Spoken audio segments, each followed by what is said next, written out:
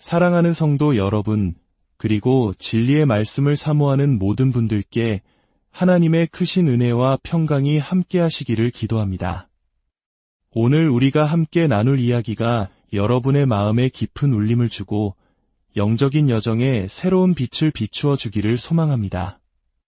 만약 오늘 말씀이 여러분의 마음에 와닿는다면 이 은혜를 주변 분들과 함께 나누어 주십시오.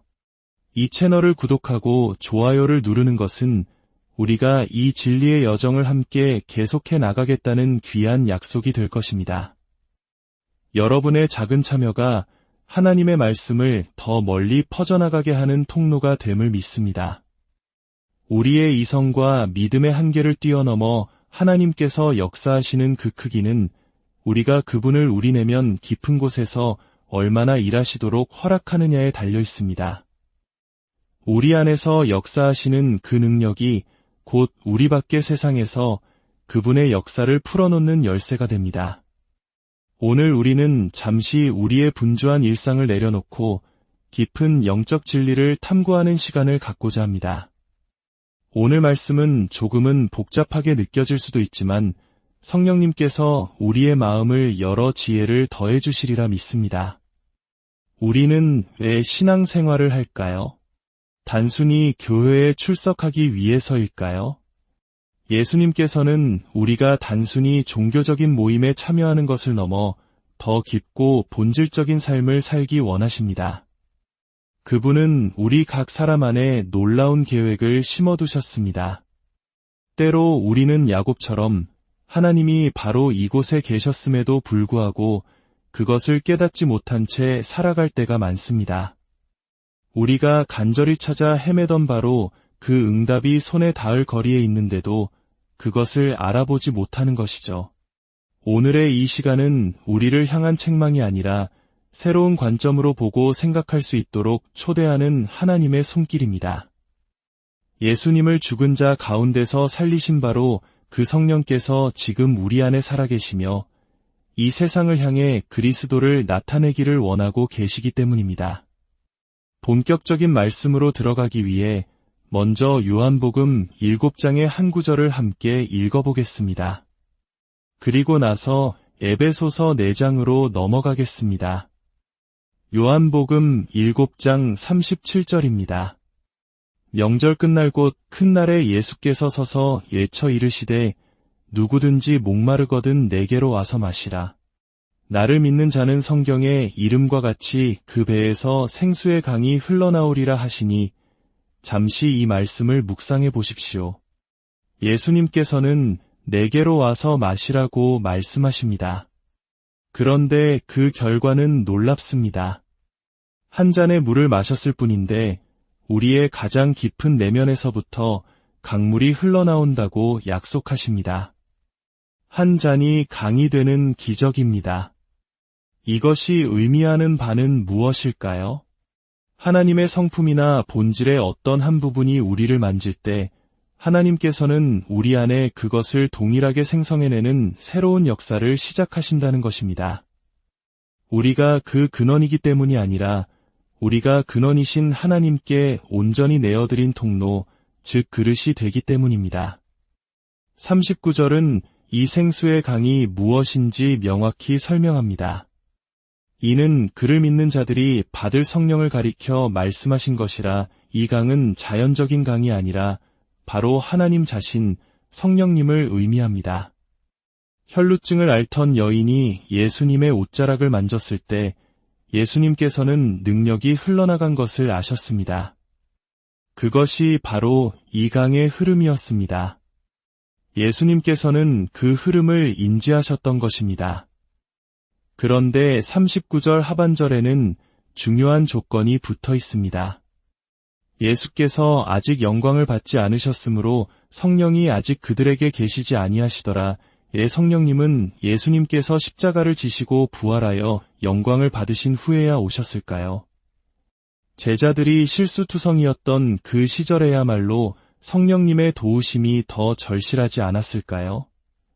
여기에 아주 중요한 영적 원리가 숨어 있습니다. 성령께서 하시는 일은 우리를 위로하고 가르치고 인도하시는 등 여러 가지가 있지만 그 모든 사역의 궁극적인 목표는 단 하나, 우리를 예수님처럼 만드는 것입니다.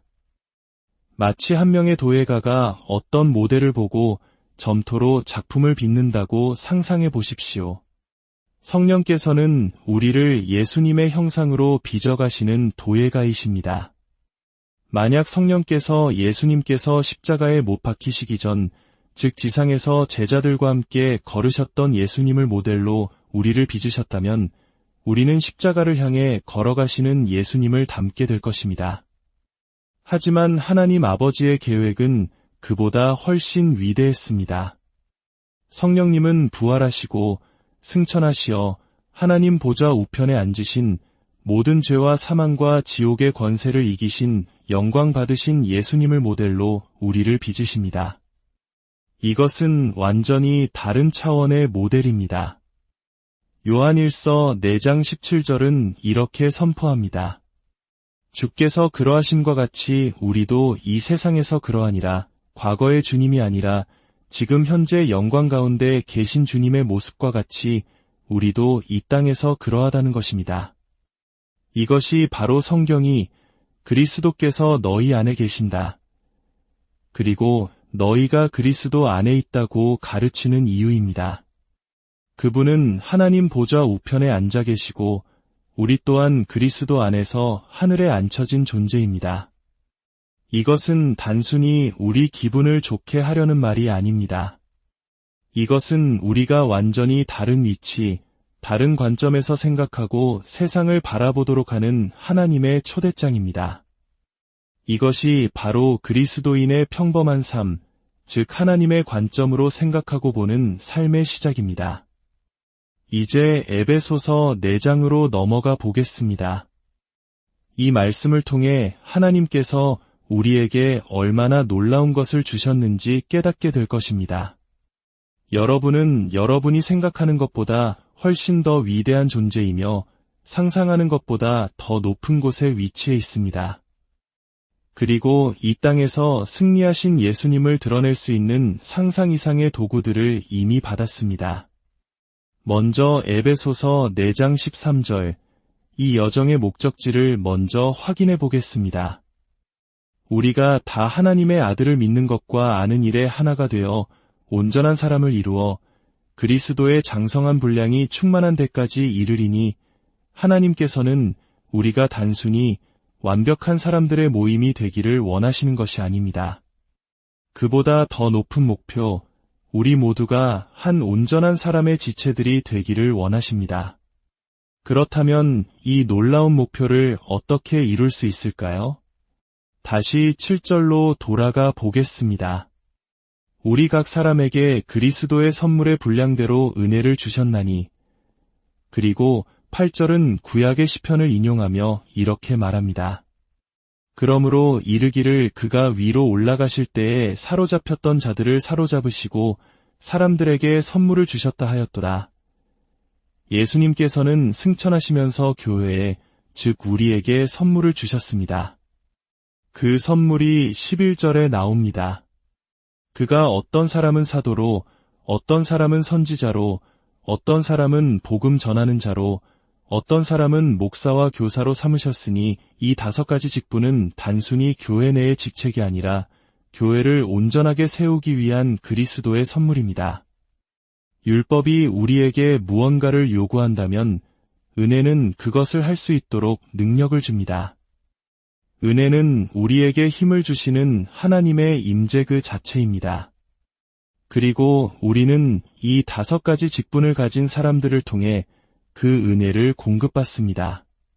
마치 우리의 몸이 탄수화물, 단백질, 지방, 비타민 등 다양한 영양소를 필요로 하는 것과 같습니다. 만약 우리가 한 가지 음식, 예를 들어 선지자의 말씀만 편식한다면 어떻게 될까요? 처음에는 영적으로 큰 힘을 얻는 것 같지만 결국 영양 불균형에 빠지게 됩니다. 우리는 예언적으로 기능할 수는 있겠지만 목회적인 돌봄이 필요한 이웃의 위기 앞에서 속수무책일 수 있습니다. 교사의 가르침이 주는 견고한 토대가 없어 작은 가르침의 바람에도 쉽게 흔들릴 수 있습니다. 하나님께서는 우리가 사도, 선지자, 복음 전도자, 목사, 교사 이 모든 선물을 통해 공급되는 다양한 은혜를 골고루 받아 균형 잡히고 건강한 그리스도인으로 성장하기를 원하십니다. 왜냐하면 이 선물들은 12절의 목적을 이루기 위함이기 때문입니다. 이는 성도를 온전하게 하여 봉사의 일을 하게 하며 그리스도의 몸을 세우려 하심이라. 이 직분자들이 모든 사역을 다 하는 것이 아닙니다. 그들의 역할은 모든 성도들을 준비시키고 무장시켜서 성도들이 각자의 자리에서 사역을 감당하게 하는 것입니다.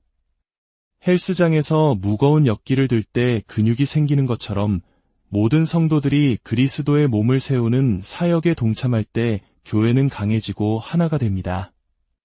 우리 몸의 가장 중요한 장기들이 눈에 보이지 않는 곳에 있는 것처럼 교회에서 가장 중요한 역할은 때로 무대 위에 서는 사람이 아닐 수 있습니다.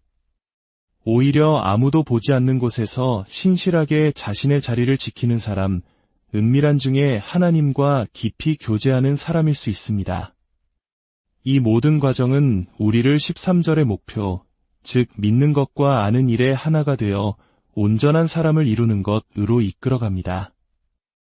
이것은 개인의 완성이 아니라 공동체의 완성입니다. 우리 모두가 서로 연결되어 하나의 온전한 유기체, 즉 그리스도의 몸을 이루는 것입니다. 과거에 저희 집에서 아기 양을 키운 적이 있습니다. 양은 원래 꼬리가 긴데 사람들은 보통 태어났을 때 꼬리에 아주 꽉 조이는 고무줄을 감아놓습니다.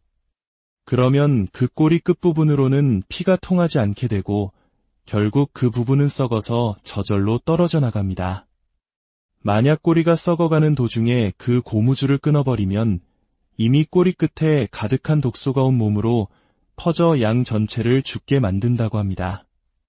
이것은 영적으로 우리에게 큰 교훈을 줍니다. 공동체로부터 스스로를 단절시키는 것은 영적인 죽음의 시작입니다. 마음의 쓴뿌리를 품고 공동체와 분리된 사람은 그 독소로 자신뿐만 아니라 주변의 많은 사람들을 오염시킬 수 있습니다. 히브리서는 쓴뿌리가 나서 많은 사람을 더럽히지 않도록 주의하라고 경고합니다. 하나님은 우리가 서로에게 생명을 공급하는 연결된 존재가 되기를 원하십니다.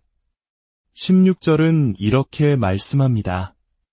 그에게서 온 몸이 각 마디를 통하여 도움을 받음으로 연결되고 결합되어 각 지체의 분량대로 역사하여 그 몸을 자라게 하며 사랑 안에서 스스로 세우느니라. 모든 관절이 제 역할을 하여 생명을 공급할 때 몸이 살아 움직이는 것처럼 모든 성도가 각자의 자리에서 섬기고 사역할 때 교회 전체의 생명이 흘러넘치게 됩니다. 흐름이 멈추면 죽음이 시작됩니다. 사랑하는 여러분, 이 모든 말씀의 기초가 되는 약속이 에베소서 3장 20절에 있습니다. 우리 가운데서 역사하시는 능력대로 우리가 구하거나 생각하는 모든 것에 더 넘치도록 능히 하실 이에게 하나님께서는 우리의 가장 큰 기도, 가장 대담한 상상을 훨씬 뛰어넘는 일을 행하실 계획을 가지고 계십니다. 그리고 그 계획은 에베소서 4장에서 말씀하신 것처럼 우리를 온전히 준비시키시는 그분의 선물들을 통해 이루어집니다. 그 놀라운 약속이 성취되는 크기는 바로 우리 안에서 역사하시는 성령님의 능력에 우리가 얼마나 순종하며 우리 자신을 내어드리느냐에 달려 있습니다. 과거에 미국에서 있었던 대부흥 시기에는 한 도시의 인구 10만 명 중 단 4명을 제외하고 모두가 회심하는 역사가 있었습니다. 어떤 부흥사가 방문했을 때는 그 지역의 병원들이 텅 빌 정도로 치유의 역사가 일어났습니다.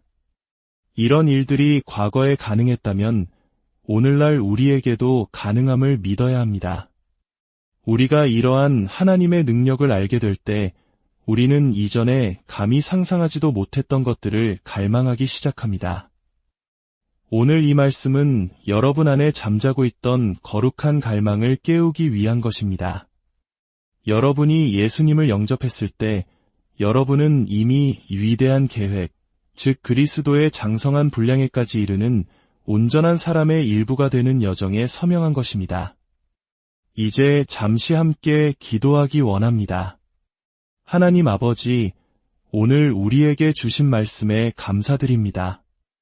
우리 안에 살아 역사하시는 성령님을 통해 우리가 구하고 생각하는 것보다 훨씬 더 넘치도록 일하시는 주님을 찬양합니다.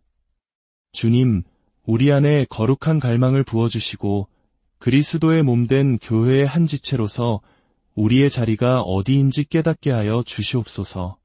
사도와 선지자, 복음 전하는 자와 목사와 교사를 통해 부어주시는 모든 은혜에 우리의 마음을 활짝 열게 하시고 편식하지 않는 건강한 영성을 소유하게 하옵소서. 서로 연결되어 생명을 나누고 사랑 안에서 함께 세워져가는 기쁨을 누리게 하여 주옵소서. 우리 각 사람을 통해 이 땅에 영광 받으신 그리스도의 형상이 온전히 드러나게 하옵소서. 살아계신 우리 주 예수 그리스도의 이름으로 기도드립니다.